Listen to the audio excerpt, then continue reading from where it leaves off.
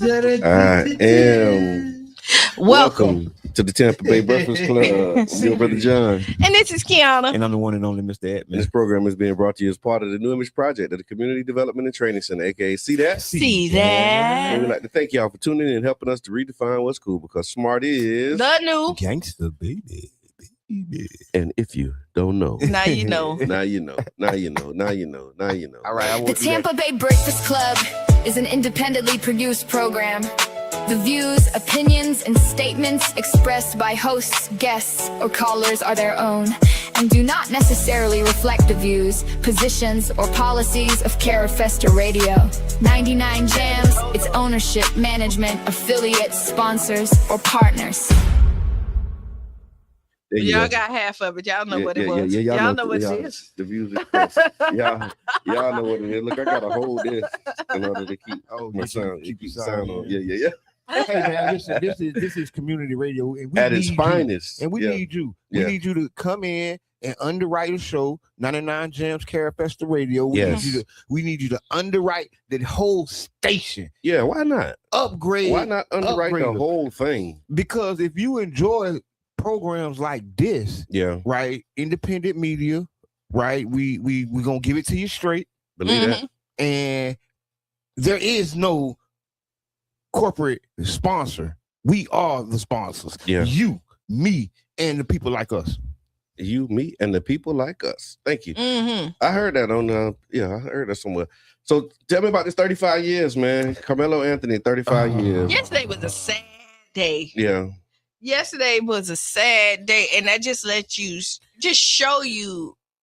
Before we get into it, can we just give a background for the people who don't know who Carmelo Anthony is? Yeah, because some people don't. Yeah. No. I didn't. I'm gonna be honest. I didn't catch on until like he was almost at trial. Really? When I was somewhere yesterday, and somebody said Carmelo Anthony, and they're thinking basketball. That's what I thought the whole time. Too, yeah. I thought he was going to court about a girl or whatever. I didn't know because I never really. Okay, so here's what the chat says. The trial concluded. Carmelo Anthony trial. The trial concluded June 9th, 2026, with Carmelo Anthony being found guilty of murder and sentenced to 35 years in prison by a jury in Collin County, Texas. Anthony, who was 17 at the time of the April 2025 stabbing, and 19 at the time of trial, was tried as an adult. For those who don't know what happened, the case stemmed from the fatal stabbing of 17-year-old Austin Metcalf during a high school track meet in Frisco, Texas. Anthony admitted that he stabbed Metcalf, but argued that he acted in self-defense. Prosecutors argued that the stabbing constituted murder and presented eyewitness and video testimony. What the defense was arguing, they maintained that Anthony feared for his safety during the confrontation, he acted in self-defense, and that the jury should view the incident as a split-second reaction that rapidly escalated. Prosecutors said that the confrontation did not legally justify the use of deadly force. Witnesses testified that witness testimony and surveillance evidence contradicted the self-defense narrative allegedly. Anthony intentionally used a knife during the dispute, causing Metcalf's death. Last thing I got, y'all. The verdict. The jury rejected the self-defense claim, found Anthony guilty of murder, and imposed a 35-year prison sentence. Reports indicate that Anthony became emotional after the verdict, and members of both families delivered emotional statements during the sentencing. Okay, so here we go. Depending on where you get your news from and where you hear from, one's going to paint it one way and another's going to paint it another way, right? Yeah.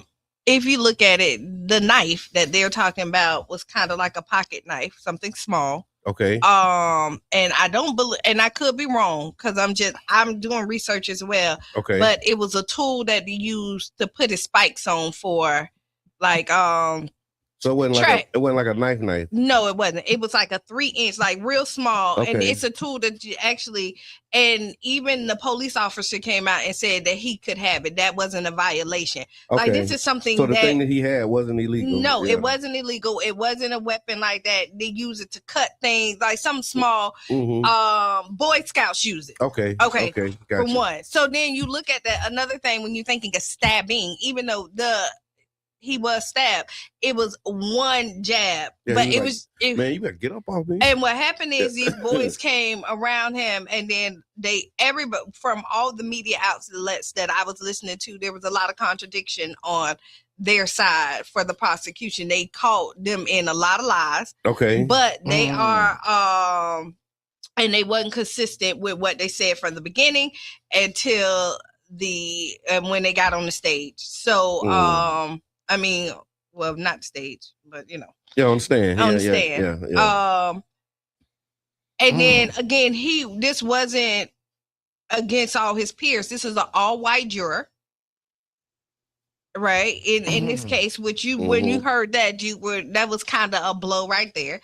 Then the picture is now floating with the judge, the prosecutor, and the parents are all friends. Like they party together.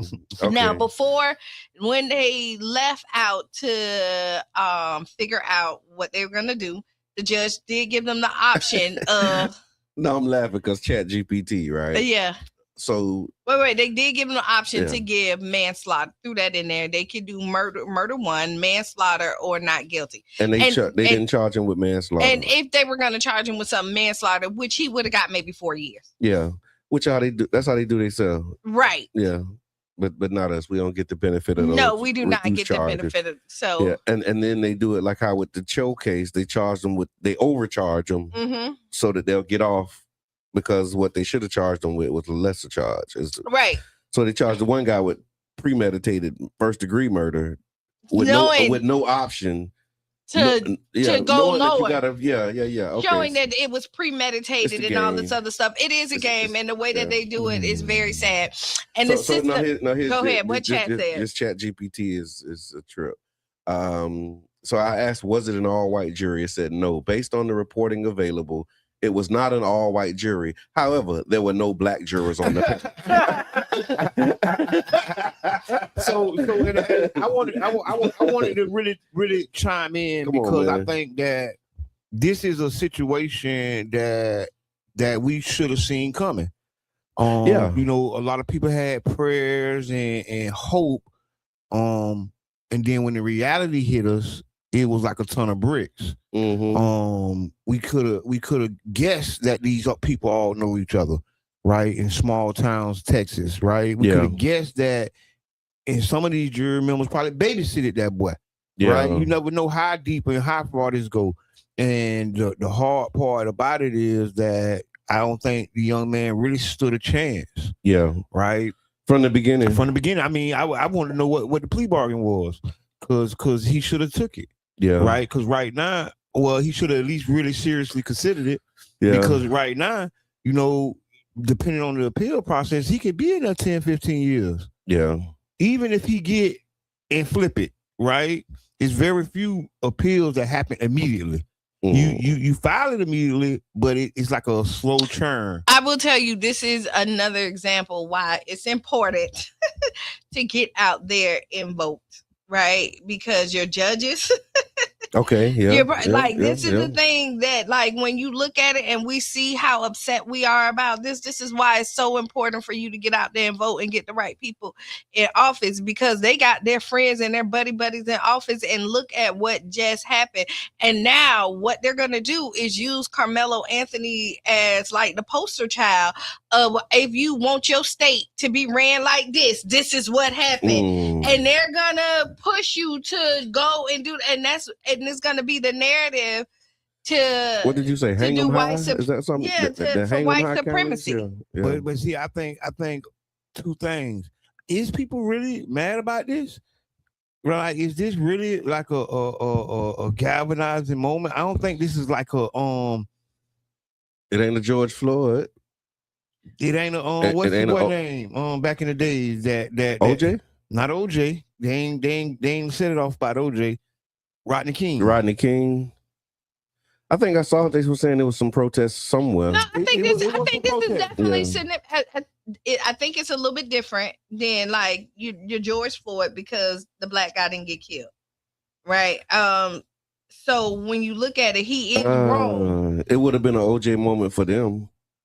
Like they would have been. If he would have got off, it would have been an OJ moment. Yeah, for black people would have been celebrating. Saying that's right. He should have got off, but then they would have been mad because he didn't. So let's talk about that. Like that's really where we at. Like like right in present time, we there now because black people saying. I mean, is it just black people or is it like other people saying that's wrong? The verdict, like the jury got it wrong. I've seen other people say it. I've seen it too. I've seen other people say it. Maybe not murder. No, I'm not saying something. I think what the prosecutor did was charge them with the height. And I don't think it ever should have been premeditated or murder. Yeah. I think it should have always been a manslaughter trial.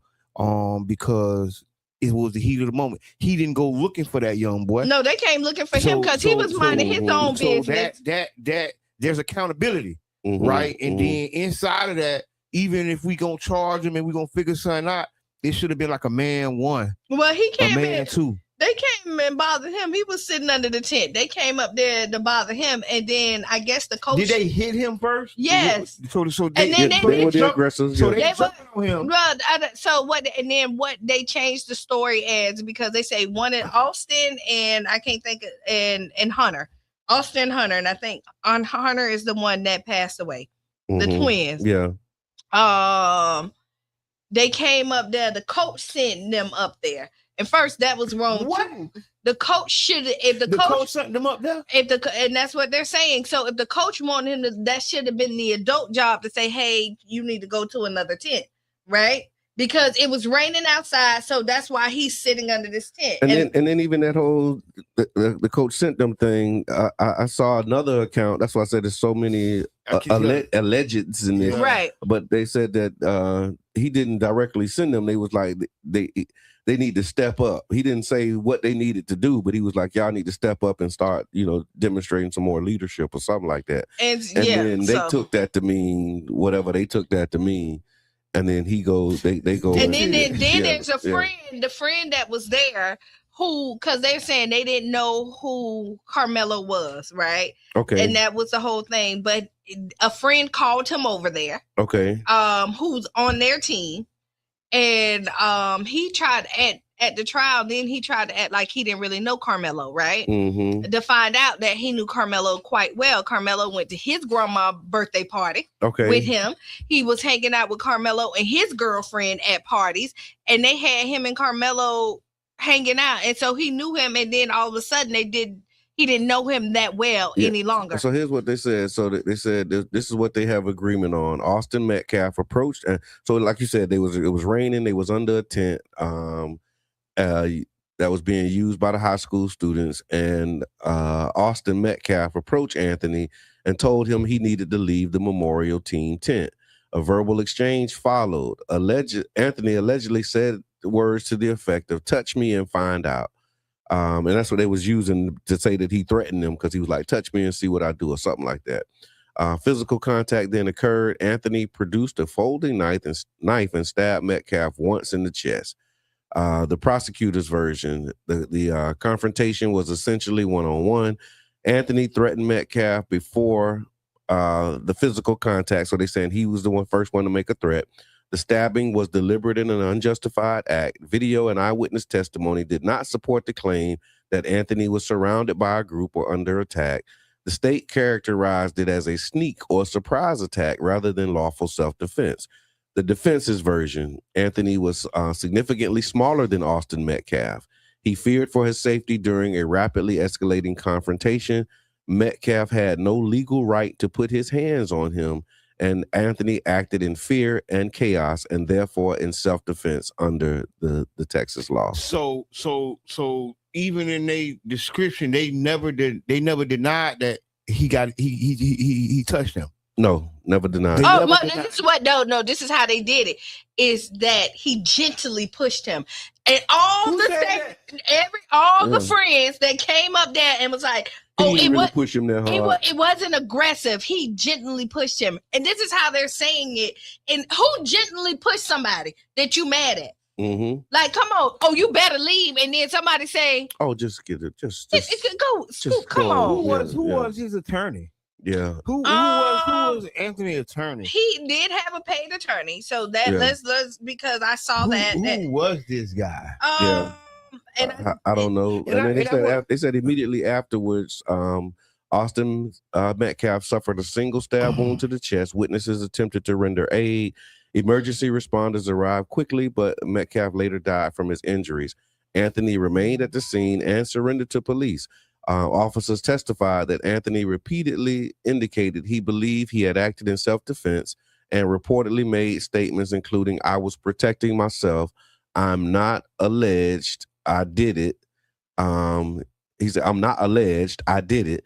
He also reportedly asked whether Metcalf would be okay. Yeah, what the jury ultimately decided, the key question was the stabbing legally justified as self-defense under Texas law? And for a black man, you know that ain't right. But if we know that if the shoe was flipped, and on the other side, that we probably wouldn't even be here, and they probably wouldn't even went to trial. No, what we got to do to flip these shoes? Because we always say that if the shoe was on the other foot, or if things was different. What we got to do to put the shoes on the other feet and make things different? We really have to get on the same accord, right? Go to jury duty. Okay, we got to vote. Okay, we got to be more involved, because who's to say that the black person on that jury didn't go to jury duty? Right, because called in and said I'm sick. I'm having brain fog, or whatever the case may be, and we'll try. You think it's a ticket. Right, and you could have had an impact, or I don't know, right? Because I think we have a lot of issues converging at once. Yeah, and then they said, so I guess some of them did go, but they didn't get selected. So 12 jurors and 6 alternates were selected. None of the selected jurors were black. Reports indicate none of the regular ones was black. Well, selected. Yeah, none of them was black. None of those who were chosen were black. Reports indicate the defense raised a Baston challenge, arguing that prosecutors improperly struck the remaining black prospective jurors. So it was black people in the pool, but they struck them down. Prosecutors. And I wonder why didn't they try to take it? Like, the argument from the beginning was to take it out of that county, like because, a change of venue. Yeah, big issue. Yeah. I don't know, but that should have been one of the first things that they did, because it's a small town and everybody know everybody. So there's no way that you can have a fair trial in somewhere where everybody grew up with each other. Even if they think that you're wrong, usually they're gonna side with their homies. So Shayna says that their first mistake was getting a public defender, especially after raising all of that money. Okay, Shayna, I'm gonna say this, and that is false narrative. Okay, they had a paid attorney. Okay, so white media X started this rumor about them having a public defender. No, they had a paid attorney. They did not spend them people money on an Escalade and a house. Okay, that was X that started that before the money was even released. TMZ and the co-founder of the people who they're part of the GoFundMe came out and publicly said that they hadn't even touched that money. Right, so we're not like he did have a paid attorney, because that attorney did suck. I'm just checking the trap. I ain't watching. No, that was in the chat. Oh, okay. Because it's like to me, I think young man had a lot of things working against him in this situation. And his dad is like an advocate, right? So it's a lot of different things like nipping at that young boy during this trial. And you know what, Shane? I don't think you are on that, but I know that it's going around because I had this conversation with somebody else, and they was like, "Show receipts." So I actually went and did about it right before we got on. Yeah, and I went and actually did a deep dive on it, because again, that's a way that they divide our community, right? Because we find a reason to go in and nitpick the parents. He could have had Johnny Cochran, bro. He was getting convicted. You know. So let's do this, y'all. Let's do this. We got to take a break. Oh, it's 8 o'clock. Dang. So we're gonna take a break. We'll be back about 7 minutes after the hour. We're gonna continue this conversation. We also want to talk about the mayoral debate that happened. Yeah, we got. And Dump Duke is in the headlines as well. And so, Duke is cheap right now. They'll cut the price. Drop the price of the brick. Come back later. Doing some goodwill and PR. We'll be back, y'all. City Hall.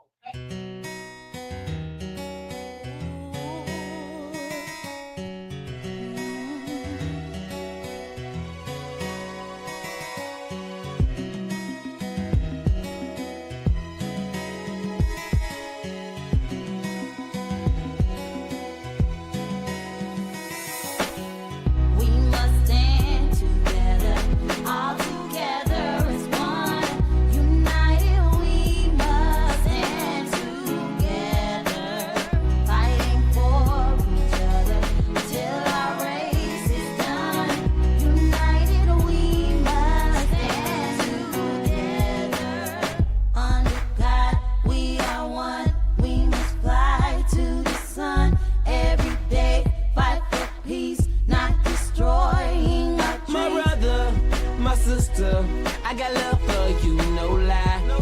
I give my best, I try. Someday we'll touch the sky. You're an angel, little baby. Wipe all your tears away. I know it's been crazy, but keep your head up high. Foot chase through the projects, dodging foreign objects. Street knowledge, I should've went to college. Odds stacked against me, surviving off instinct. 3 blocks from the precinct. Lil' homie caught a case, others lost family members. Product of his environment, projects produce violence in the middle of the streets, cause that's how we eat. Just a rap about the trap don't mean I ain't about peace. We must stand together, all together as one. United we must stand together, fighting for each other till our race is done.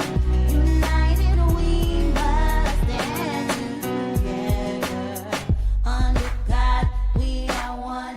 We must fly to the sun every day, fight for peace, not destroying our dreams. Peace in the streets, love to my brothers, love to my sisters. We all need each other. Children need their mothers and they need their dads. Taking a life that don't make you bad. The fact that you do that is so sad. Pocket watching, plotting on another man's cash. Pick up a book instead of picking up a gun. Increase your knowledge and that'll increase your funds. If everyone succeeds, then crime would decrease and people would live instead of resting in peace. Unity, that's what we need. Stand up and be a positive force in the community. We are one, we must fly to the sun every day, fight for peace, not destroying our dreams. We must stand together, Must stand together. all together as one. As one people. United we must United, stand we shall together, rise. fighting for And you fight for me till our race is done. till we see God. United we must United we will rise. Clap with me. under Clap. God we Clap. are Yes, one. sir. We must Clap. fly to the Clap. sun. GB on the track, man, and I mean this is from the heart. Not destroying Back and forth to prison, cause my position in the ghetto was wishing my dreams was in my hand, man, instead of so distant. Violent crimes on my record, showing judges I'm reckless. Yes, they think I'm rich and young, like Young and the Restless. Every time I see a young brother rich in peace, got to be the only time when I watch TV. Cause the struggling and suffering is all I see. Besides muscling and hustling that wall with heat, I point the finger at the devil, boy, for taking my peace. Cause the only way to live is to take to the streets. But they rate me as a villain for the killing and dealing. For what? My last resort to make me a living. I don't give a damn, tell them so what? I'm gonna survive even if they threaten me with life. The arms of poverty held tight, making life a fight. But in the sky, we got to unite. Keep your head in the sky. We must stand together, all together as one. United we must stand together, fighting for each other till our race is done. United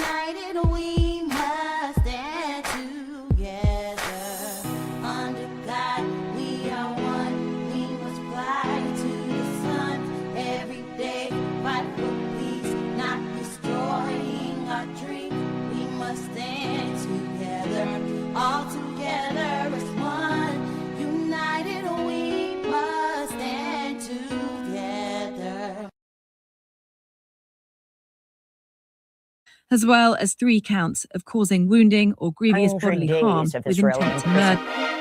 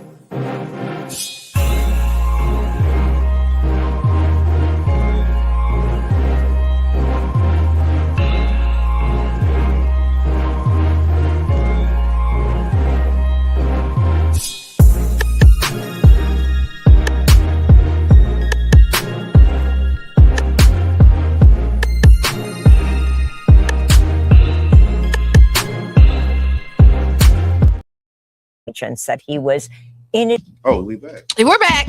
Welcome back to the Tampa Bay Breakfast Club. I'm your brother John. And this is Kiana. And I'm the one and only Mr. Edmond. This program is being brought to you as part of the New Image Project at the Community Development and Training Center, aka CDAT. CDAT. And we'd like to thank y'all for tuning in, helping us to redefine what's cool, because smart is the new gangster. Baby. And if you don't know, now you know. There you go. You heard it here first. You're going to go ahead and. Yeah. We got The Tampa Bay Breakfast Club is an independently produced program. The views, opinions, and statements expressed by hosts, guests, or callers are their own and do not necessarily reflect the views, positions, or policies of Carafesta Radio, 99 Jams, its ownership, management, affiliates, sponsors, or partners. Not necessarily. So y'all remember, I want to say about 3, 4, 5 months ago, 3, 4, 5 months ago, we had Nurse Miko on. Yeah. And Nurse Miko came in. Look, it almost felt like an exclusive. It was. It was an exclusive. I mean, at that time. It was exclusive at that time. Yeah, because she was really standing on her business. Yeah, they still have been for the whole she time. has been consistently standing on her business. And so basically, former registered nurse Tabiko Keaton says she worked at the Baby Place program operated by Orlando Health Bayfront inside of John Hopkins All Children Hospital. She says she repeatedly reported concerns through HR and ethics channels about the workplace culture, staff treatment, patient safety, and racial hostility.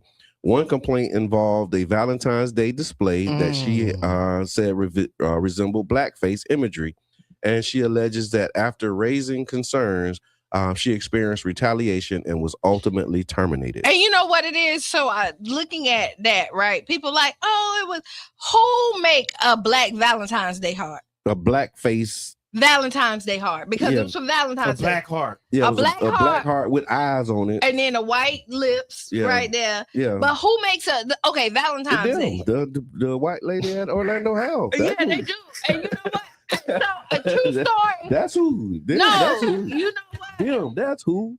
That's who. Them, that's who. I had something similar when I worked at Denny's. Okay, blackface. Yeah, they put it up like it was religion purposes, and they put it on there like Satan's house or some stuff like And I remember that was like our clash. Like, and I'm like, this is a hostile environment. Like, they know where I stand at. I'm the only Black manager here, and I'm the youngest. And yet they're gonna put this on our office door where I have to walk in every day. And I've told you that I'm uncomfortable with it. And you like, oh well. And that's what she said. She said that they put it in a place that was prominently displayed where they had to look at it consistently. And then they didn't take the decorations down. For 28 days. Yeah. So it's a Valentine's Day that stayed up all month, basically. So the St. Petersburg NAACP has intervened, and they're saying that the NAACP is calling for a review. They're asking for a review of Keaton's HR complaints, her ethics complaints, the Valentine's Day display itself, and her allegations of retaliation after reporting concerns. The organization has reportedly sent letters to both Orlando Health Bayfront and Johns Hopkins All Children requesting a review and accountability for this incident. Yeah, it's been a lot of media and news around it.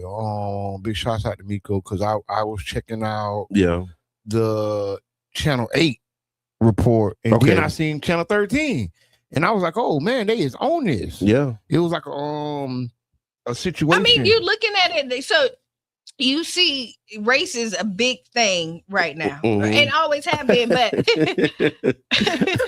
funny.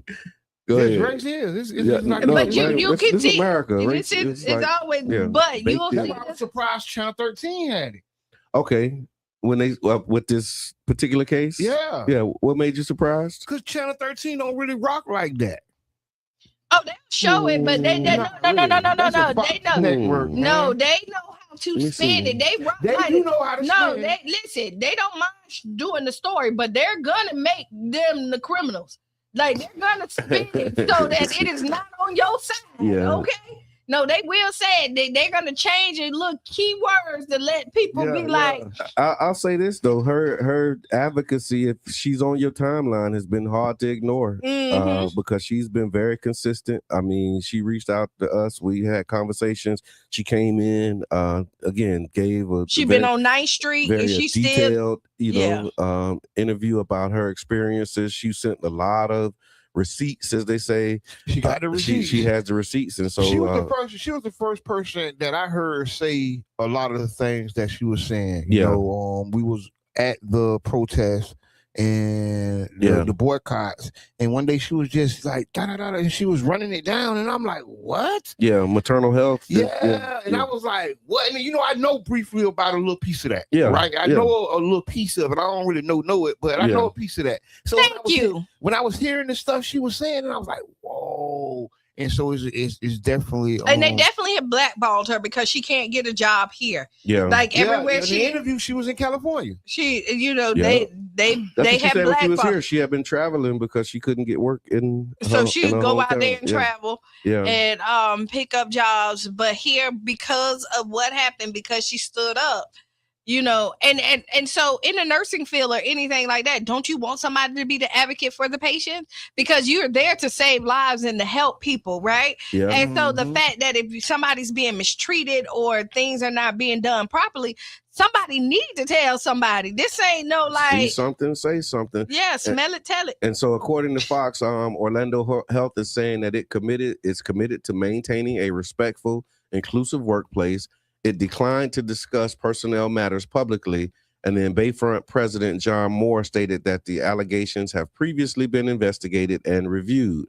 He also stated that the hospital would further review the concerns raised by the NAACP while noting confidentiality limits what they could publicly disclose. So, Miko, good job. You probably finna get your payout.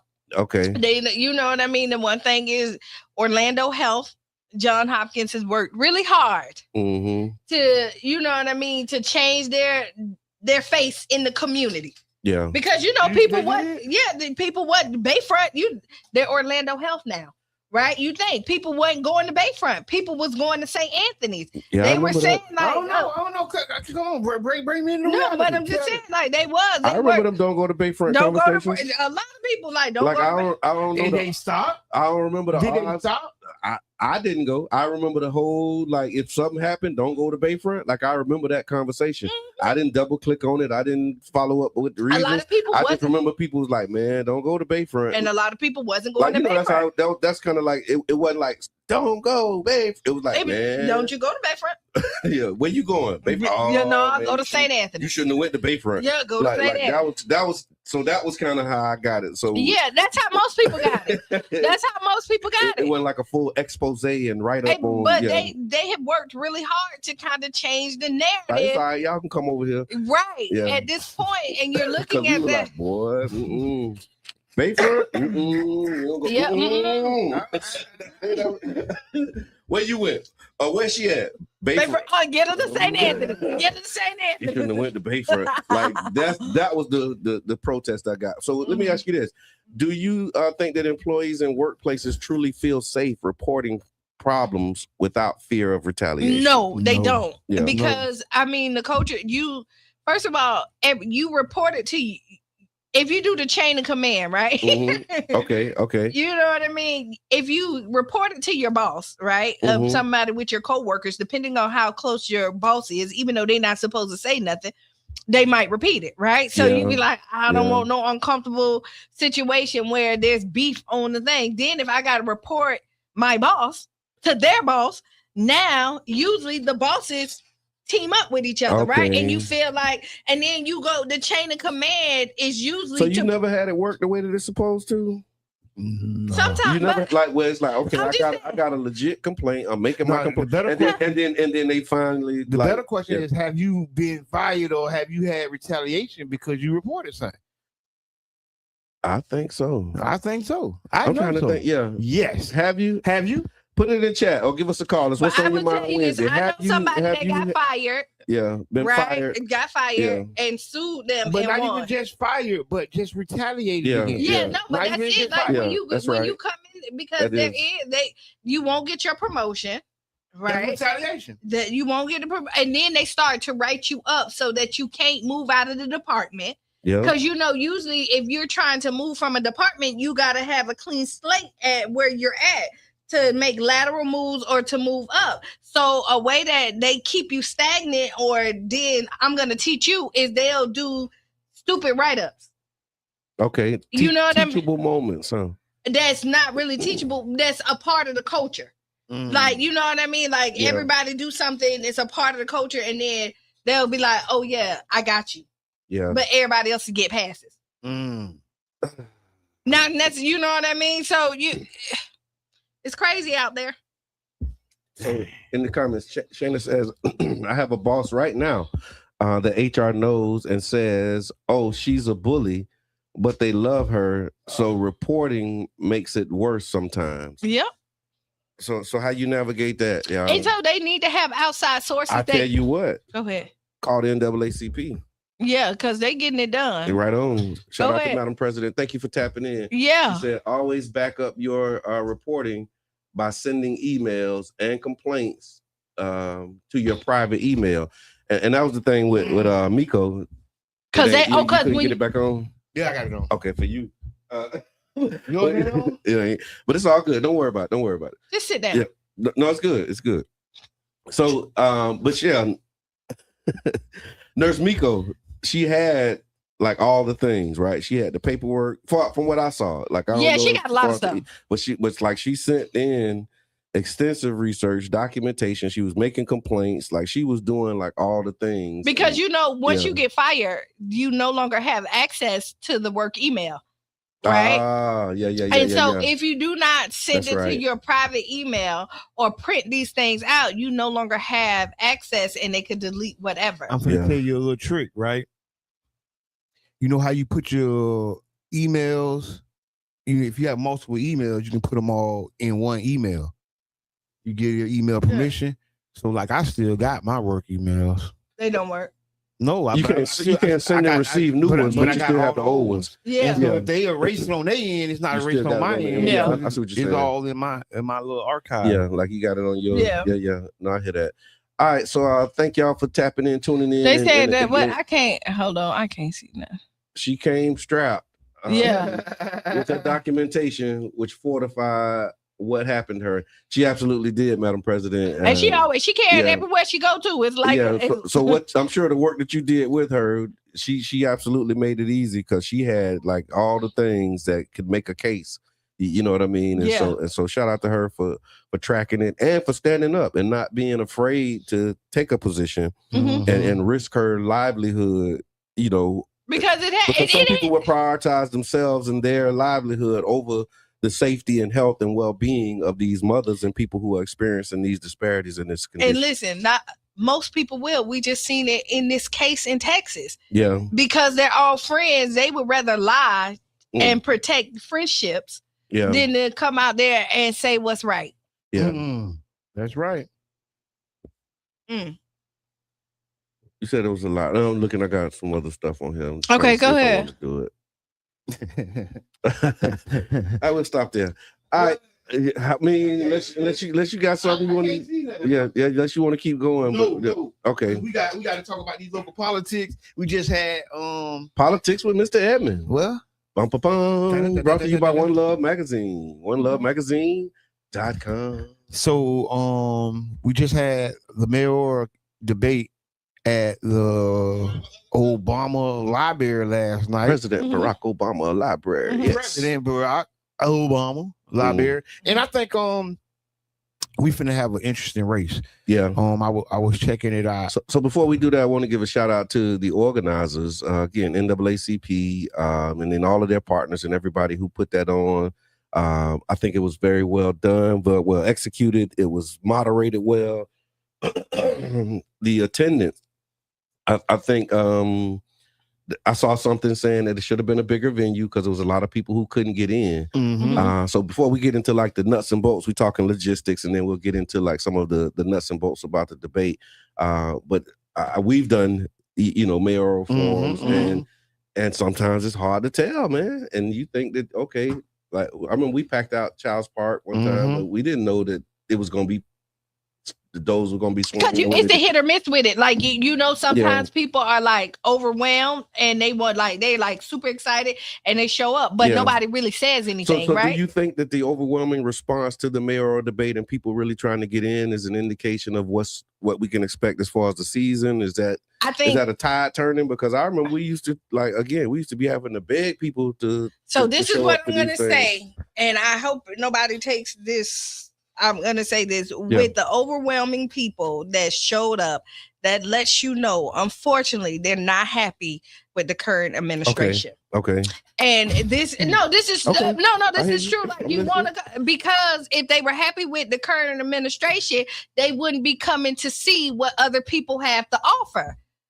Like, you know what I mean? They would be like, I already know. I'm just saying, usually when you come to support your person, even if you got the person there, you like, listen, I can't stay home and not come to my person. No, usually you do. Like, listen, like if that's your person and you riding with them, you gonna show up. Listen, let me tell you. I'm telling you. I ain't here to see who's not you. I'm just telling you. Man, I'm here. No, I'm not telling you either. I'm not telling people how to, but when I'm looking, from logistics and me like working it, usually. If it's somebody new, they come in and like when you started doing your time, people showed up because you was new and exciting, right? Boom, boom, boom. I done seen other people who done did town halls and ain't nobody show up because they ain't want to hear nothing they had to say. And usually when you're happy with like the current, there was overflow and all this stuff because they wanted to see what everybody had to say. If you're already happy with your administration, they be like, we already know where we're going to go. We can sit at home and watch this, forget them because we know where our vote is at. Now you're trying to figure out where you're going to vote, so you want to get the information. I'm not disagreeing with you. This is not a disagreement.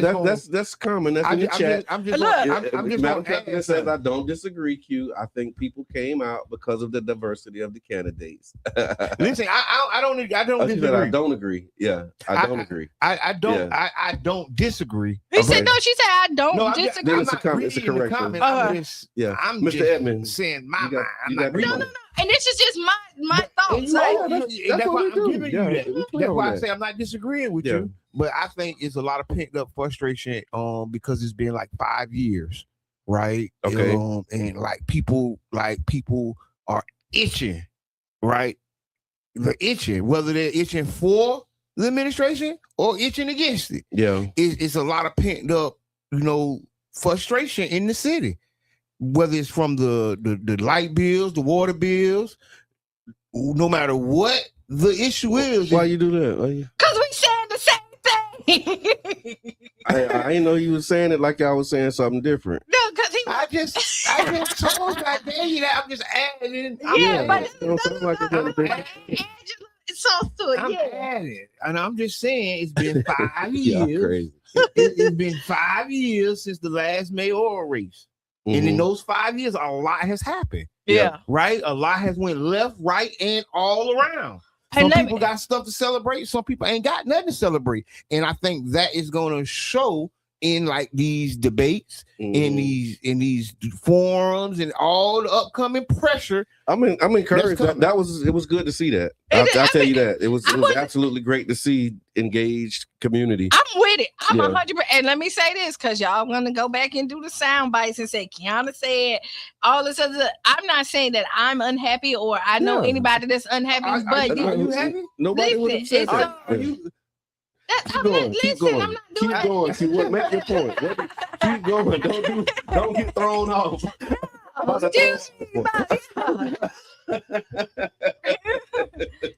you this, since you threw it out there, let me tell you, there's some pros and some cons that I like about.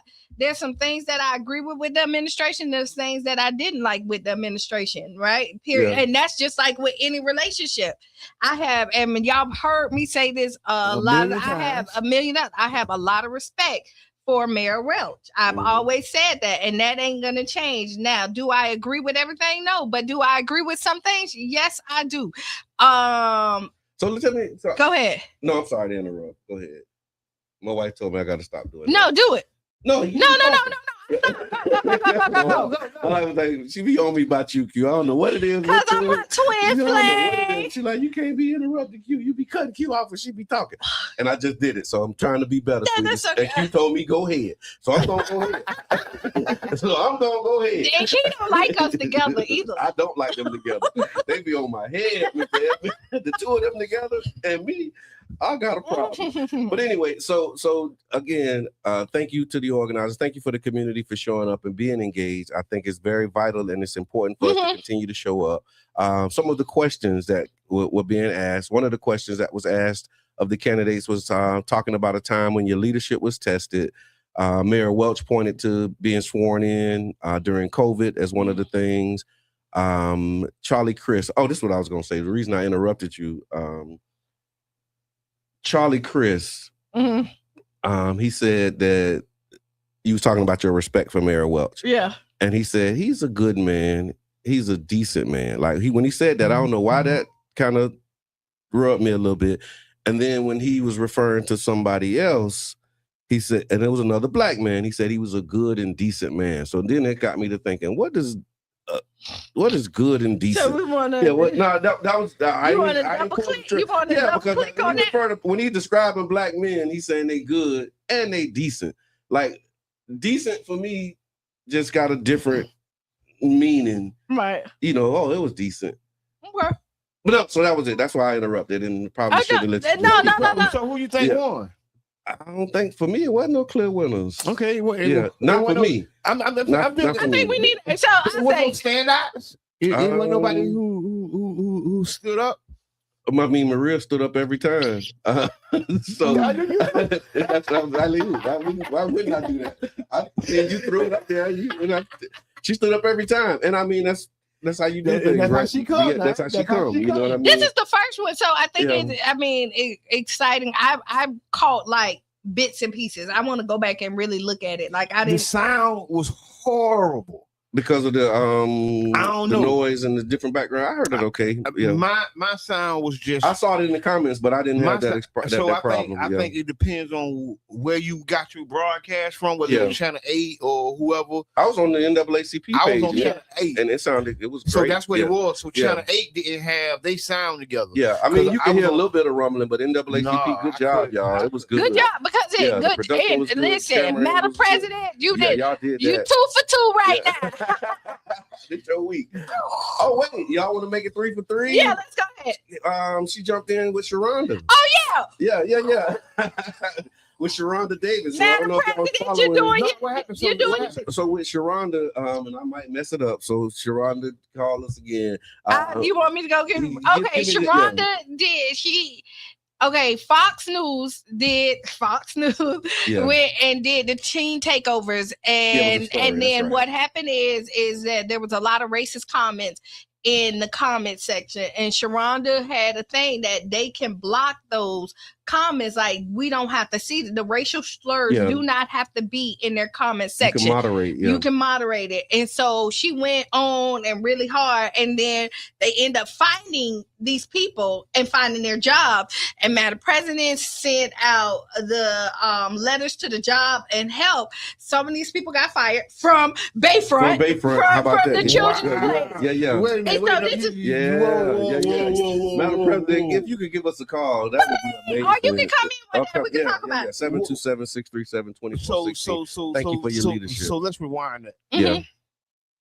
There was some racist comments made on a post around the team takeovers. Yeah. And we got to talk about that for the end of the show. We already talked about it. No, we got keep going. Racist comments. And then they did the research and because one of the commenters they found him. He put something in the comments like they should be tranquilized and just some crazy, some and foolishness. then that comment led to his job, and that job happened to be the same job that Miko had been talking about. Contractor. He was a contractor work. So what they did was they said that he's no longer. What I'm tracking is a pattern. I ain't tracking them. Okay, there you go. I'm not tracking them. That's what I'm trying to do. I'm trying to see are we finding a pattern? Did we see a pattern? That's what I'm trying to discover. So I know somebody who knew the guy, right? And she said that and a black lady that didn't see the racist. But that wasn't the only one. No. There was multiple people and multiple. I've seen a couple background checks, and that's why I want to focus on the guy, because then we're making it individual, and I'm trying to see a pattern. We were talking about Bayfront or John Hopkins, and that guy worked there. The other people did not work at the hospital. There you go. Oh, okay. That's why I'm That's what I'm talking about. Yes. Hello, caller. Introduce yourself. Esther Sonny, president of the St. Peter NAACP. This Esther. Okay, got it. So, let me see. Let's get the update. What's happening? Hello, madam. So, good morning. So I wanted to just do one quick clarity. The gentleman who stated that he wanted the teens to receive bananas, and maybe bananas would calm them down. He was actually a contractor with All Children's, John Hopkins All Children's, and they immediately terminated his contract. Okay. The difference between the two is Miko worked for Orlando Health Bayfront, which was housed at All Children's. So their department was housed there because of the space and the work that John Hopkins All Children's does with babies. But her employer of record was Orlando Health. Okay. That's the difference between the two. Now, I think it's important to note that John Hopkins All Children's immediately addressed the issue, responded back, was very clear that this person will not work for them. Their mission and their vision is clear. They will not accept any level of racial terminology that will be levied against whether it's workers, staff, employees, etc. Bayfront did not do the same. Wow. Bayfront is lollygagging. They dragging their feet. They gave a rote, bland response. They even alluded to in their response, and I'll text the letter to you. Okay. They alluded to in their response that they are aware of the situation, and that they've investigated 2 years ago, but that they will reopen the investigation. But it is very clear that they're in a protection mode of their white staff. Wow. Very clear. And they actually sent the police out to her house like a month ago. Yeah. Well, I think it's important to note also that I got a call from from one of the individuals that Miko is calling out from her sister yesterday to basically ask me why am I supporting someone who is speaking out against individuals. And I helped her to understand the reason we're calling it out is for people like you who think that what your person did was okay. Yeah, that's right. And look, that's the question I was going to ask you. Why did you think it was important for the NAACP to step in and really start to advocate and support Nurse Miko? I feel like my questions to Miko were always clear. Like, show me. I understand we feel how we feel when we get fired. I've been fired before. Yeah. But show me the paperwork so that when we stand with you, we're not just going according to feeling. Oh, and she unloaded, I'm sure. Man, she came strapped with the paperwork, the pictures, the communication, the ethics claim, the EEOC claim. Yeah, she was ready. The pictures or the emails where they're saying all complainers come to a meeting, the blackface hearts. You know, people are saying, oh, well, it's just cardboard paper, but you could have chosen any other cardboard paper, but black, white, for Valentine's Day, you do red and pink. Yeah. You do red and pink. You could have chosen white. Come on. You could have chosen white with pink, but you chose black on a love holiday. So that was intentional. This individual, Callie Nurse, she knows what she was doing, and it's a domino effect of all of the other issues that she was bringing to African American nurses. Miko is not the only one, but she's the only one who is willing to stand strong because she knows that she has the ability, although she doesn't want to work elsewhere, she has the ability to go elsewhere and work. Others are just hunkering down and just doing the job because they have bills to pay. Mm-hmm. But Bayfront, for clarity, Bayfront has been a consistent issue in this community, and people do need to stand up against them. They are racist. We have received several other complaints from other individuals who are saying Bayfront does not honor minority staff. They do not care about them. They do preferential treatment, and individuals are having to navigate hostile work environments just to feed their family. Wow. Well, again, we want to thank you for your leadership and thank you for your advocacy on all the things. Yeah, because you're 3 for 3. You knocked her out.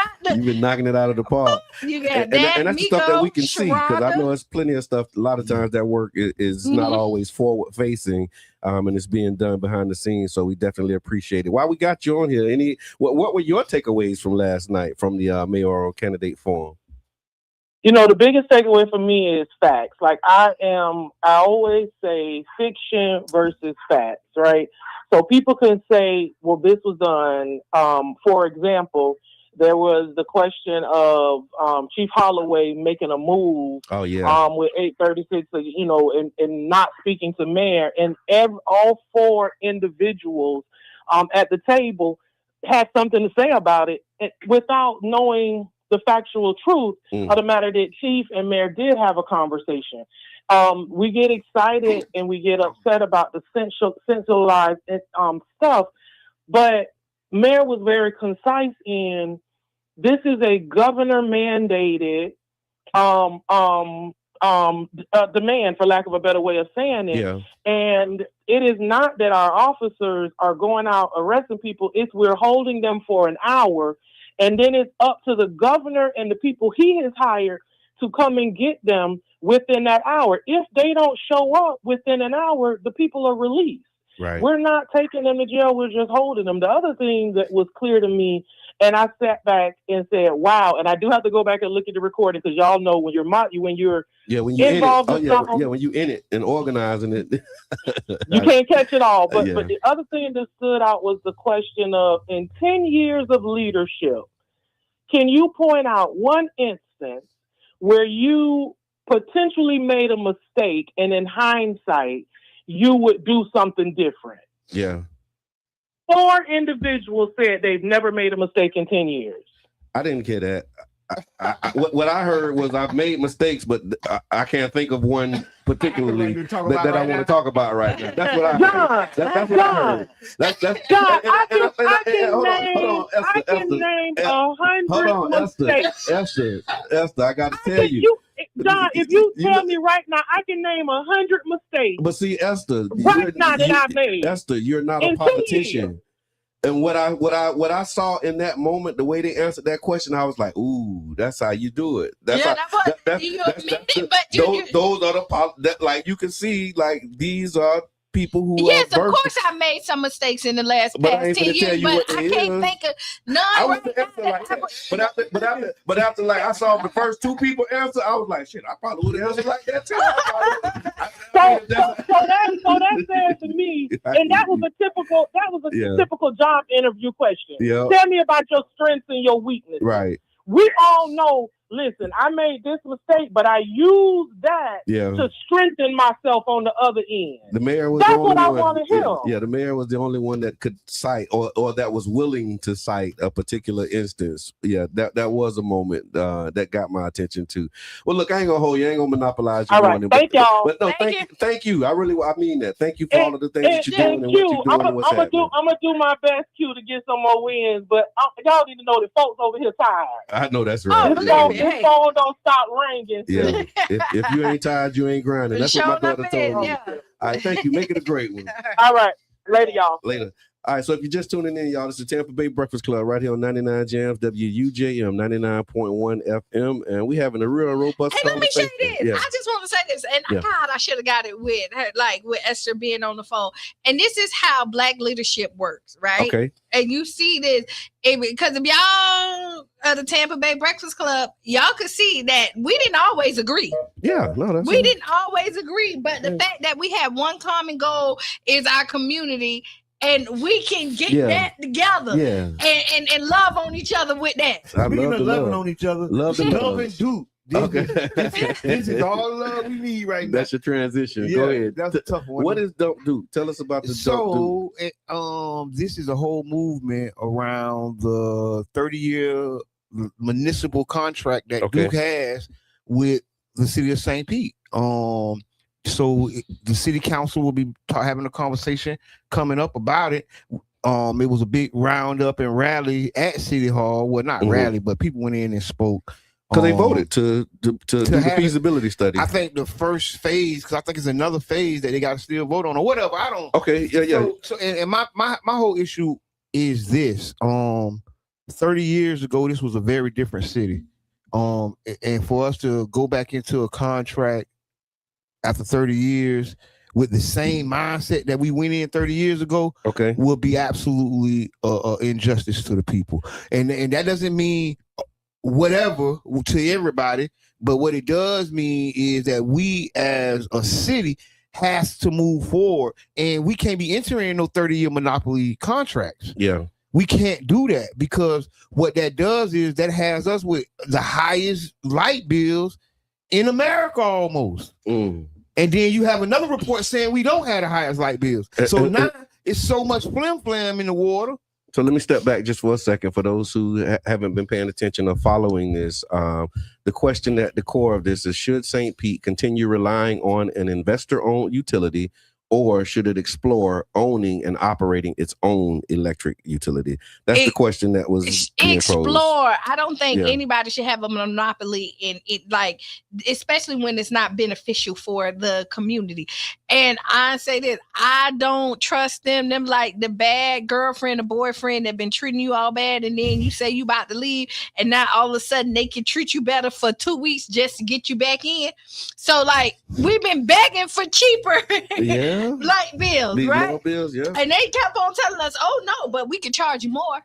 So look, y'all keep applying that pressure, because whatever y'all doing is working. I like it. But it's only momentary. That's my whole point. Because they're looking to get into another 30-year deal. Yeah. And the negotiation. I don't think we should do that. I absolutely not. Yeah. I honestly, we saw what you did the last 30 years. You didn't treat us right. With the advent of solar energy, we cannot enter into the same agreements with the electric companies. Yeah. Inside of the Sunshine City, we have to look past what everybody's telling us.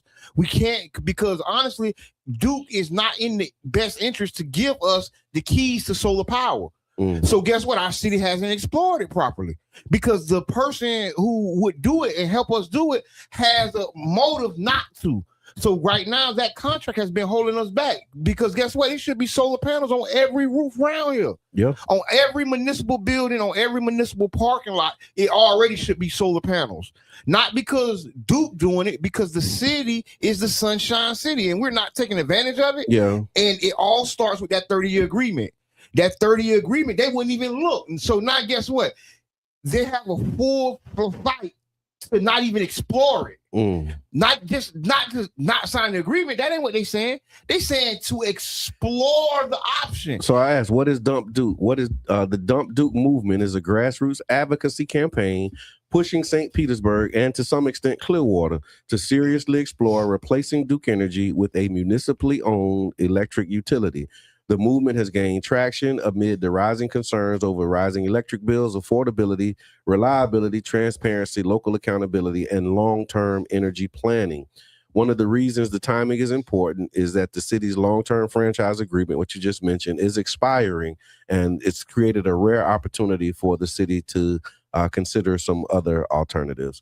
The city council didn't vote to, so the city council actually just voted to spend $590,000 to hire a consultant to conduct the feasibility study. The consultant is New Gen Strategy Solutions, and what they're basically going to be studying is whether or not, it's basically the cost. When you trying to open up a business, feasibility. You do a feasibility study. Is it feasible? Yeah. And I think in the short answer, I think absolutely it's feasible, especially with the advent of emerging technologies. Now, if we keep thinking like it's 1986, no, it's not going to be feasible. Not under the 1986 rules, but if we think under of a modern rule, a renewable energy rule, and that's why it should be more of these how can I say it, environmental groups involved. Yeah, it should be more because this is our chance at renewables. This is our chance to actually truly lower the cost of energy around the whole Tampa Bay area. And it's so many people sitting on their hands and not saying that, no comments. To me, it's crazy because it's a quality of life issue that comes out of a politics or a political issue. So what you just said just made me go back to something I seen Sharonda's been posting lately about the silence. Right. And she posted something, and pardon me if I'm messing it up. It's What's on Your Mind Wednesday. Sharonda, please feel free to give us a call. But she was talking about how, racism won't end with people ignoring it and being quiet, and we have to raise and lift our voices to speak out. And so when she said that, you're saying now with Dump Duke, more environmental groups need to be more vocal, so let's talk about these different approaches. The move in silence and just get stuff done, or be vocal and stand in the gap and advocate. I think they say closed mouths don't get fed. I remember hearing that. And when you move with that logic, there has to be something said, right? Because I ain't the only one that know about solar energy, but just me talking about it right now, I guarantee it's gonna spark a conversation that already should have been had. But guess what? If somebody don't say it, because right now with solar energy, you can reduce electric bills by 90%.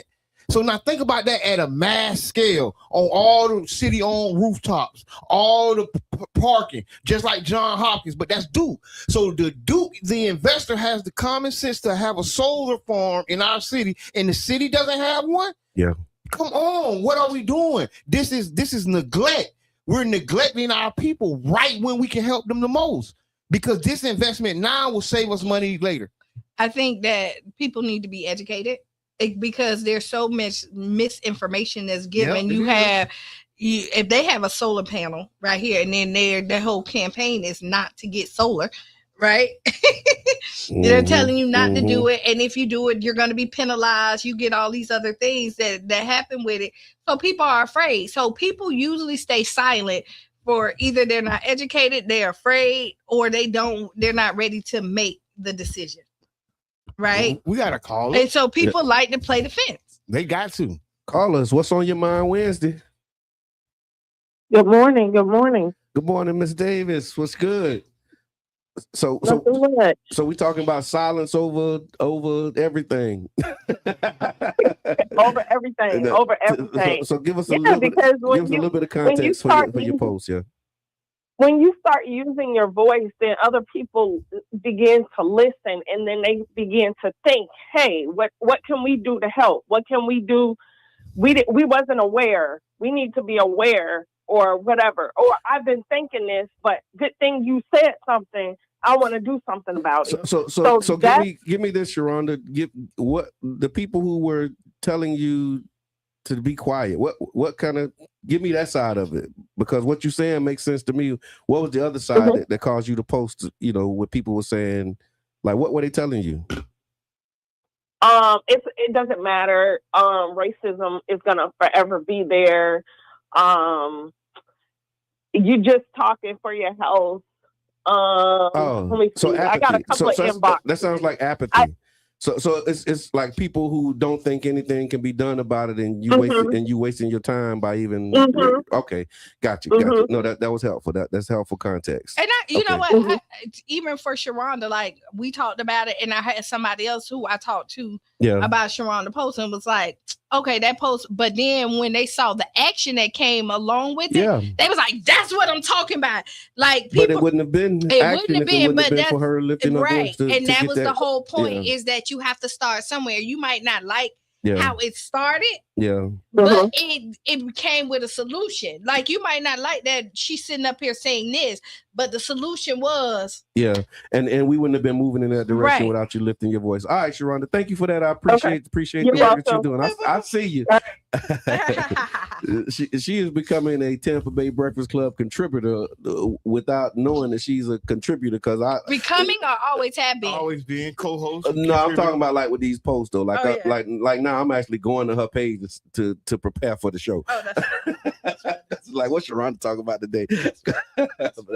So listen, y'all. You listen to the Tampa Bay Breakfast Club right here on 99 Jams, WUJM 99 Jams, the Berg, and we talking that talk, man. We talked about the Carmelo Anthony incident. We talked about Dump Duke and the Mayoral candidate forum. It's still a little bit more. We could probably do some of that on Freestyle Friday, because what I want to do is go through the questions that were asked to the candidates, and then share some of their responses that they gave, and then we can talk through some of that as well. But this weekend, man, it's a lot happening too. So make sure that y'all tap in. We know we got Keyshawn's Corner. The event is happening Saturday at Lake Vista. Come out. It's a special day. I think it's another forum too. It's a forum that in the morning at Lake Vista. I don't know if it's city council candidates. I want to say maybe some city council candidates. If I can find it, I'll put it in the chat and put it as well on our Tampa Bay Breakfast Club Fusion page. 49th having something in the afternoon as well. There we go. From the evening to the afternoon. Community gatherings. Yes. Yeah, they're doing community gatherings. Laughter is good for the soul or something like that. I'm just made that up. But they're gonna have some. I like that, brother. That's kind of how I felt when I saw it. Like that's not exactly how it's being marketed and promoted. So pardon me if I'm messing up the branding. But shout out to the whole team over at Fusion 49. Fancy Nancy, Sierra Treaslin, board members, Mr. Lenny, and everybody who's engaged. So that'll be this Saturday as well at the Trolley Market Square. And comments, what the people saying. So when your voice, you make more people aware of it. Okay, got it. Use your voice. Use your voice. Lift up your voice. Lift every voice. And people be afraid. People be afraid. Yeah, they really do. Ain't nothing to feel but fear yourself.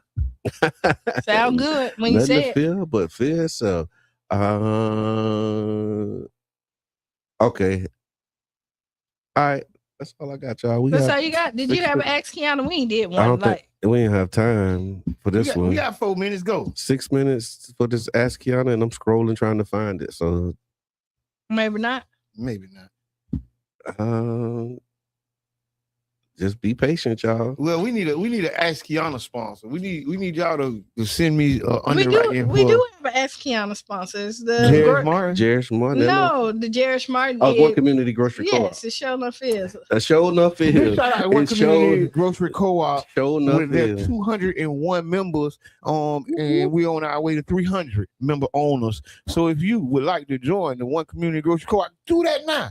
OCGC.coop. And I feel like we might have read this one already, but if we didn't, we can go for it. All right, dear Kiana, my teenage daughter wants to start dating, and honestly, I'm not okay with it.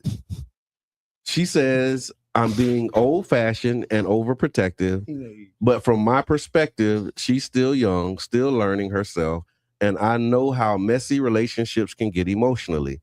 Social media, peer pressure, boys moving too fast, it's a lot. Meanwhile, she keeps telling me everybody else is dating and that I need to trust how I raised her.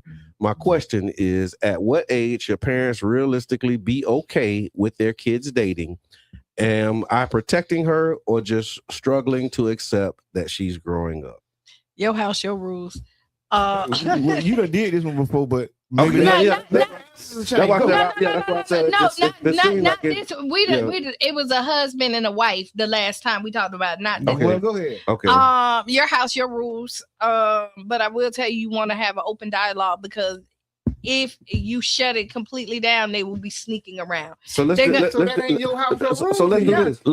do this. Let's deal with this question specifically. At what age should parents realistically be okay with their kids dating? Let's do it that way. I would say let's do it that way, because we can come in. No, I'm gonna say this. Let's go with. I'm gonna go with. Okay, I'm gonna go with high school. Okay. Right. I'm going with high school. So that's 13, 14, 12. 14. High school is 12, 13. No, not nobody in high school. 12. 13, 12? 13. When you can get invited to a homecoming dance. I say 13 is high school, but so 13. yeah. My niece is 13 and she's going to the 8th grade. Okay, so 14. Usually high school is 14, 15. Okay. I like 15. I personally like 15. Okay. As an age that you're okay, but with chaperones. But with chaperones, you know what I mean? Like you like. What is a 13-year-old date?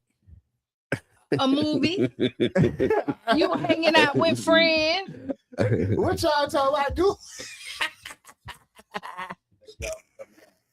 Oh my God. I told you we have enough time. No, we sure enough don't have enough time. But age appropriate dating with moderation and shadowing during the date. Yeah, like it should be parenting. Doing that? Who? What is age appropriate though? So let me tell you, when I started it's 13, 14. You're talking about 30 years ago. Yeah. It don't matter. You're talking about 30 years ago. It don't matter. Just know that. I'm just saying, go ahead. But you act like stuff 30 years ago That's still true, don't work So today. go with your story. Say it. That my mama did double dates and she chaperoned all us.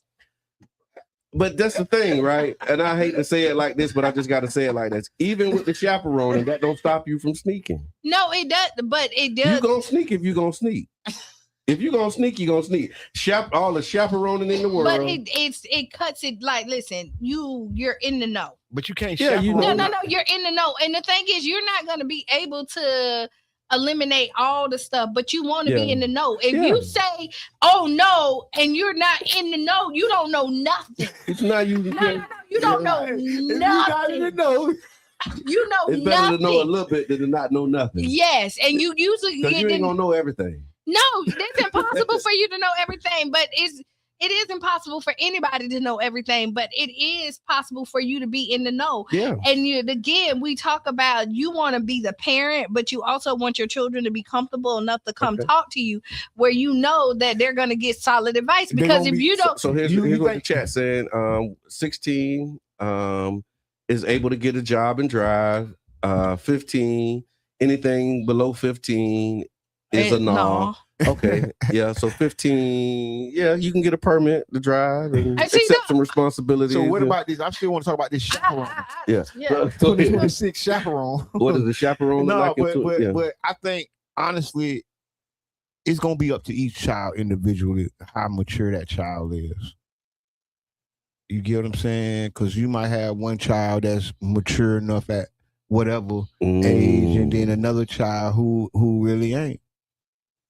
I hear that, but I don't know how I feel like about that. It ain't like a driver's license. You get what I'm saying? No, I think you're one talking size fits all. Yeah, it ain't a driver's license. yeah, I'm on one side. Listen, here we go. Your child, so your 12-year-old who is It might emotionally mature. It might be. Say I want to. You see that boy Spody? You see that boy got it in him? That sounds like a girl and a boy answer. Like your girls gotta wait and your boys don't. Yeah. That's what it sounds like. Yeah, but that's how you try to. So it was your 12-year-old daughter.